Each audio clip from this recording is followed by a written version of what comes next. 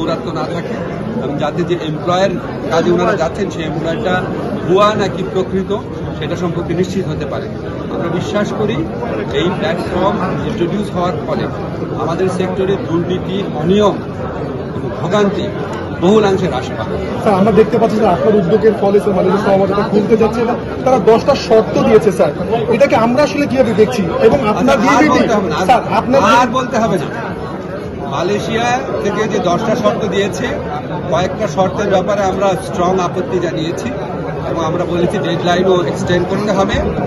আমরা রিক্রুটিং এজেন্টের সাথে কথা বলে এই শর্তগুলোর কথা জানিয়েছি যে এগুলো মিট আপ করা সম্ভব না এবং এগুলি মিট আপ করতে গেলে এখানে সিন্ডিকেট হবে, আবার অল্প কয়েকটা বড় শুধুমাত্র রিক্রুটিং এজেন্ট সুযোগ পাবে। আমরা সেটা চাই না, আমরা চাই সুযোগ যতদূর সম্ভব অবাধিত যেন করা হয়।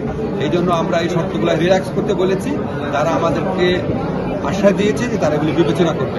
তারা এগুলি রিল্যাক্স না করা পর্যন্ত এবং শ্রমবাজারটা আপনার সকল রিক্রুটিং এজেন্টদের জন্য যথাসম্ভব উন্মুক্ত না হওয়া পর্যন্ত আমরা তাদের সাথে যোগাযোগ এবং তাদের সাথে কূটনৈতিক আদান প্রদান অব্যাহত রাখবো।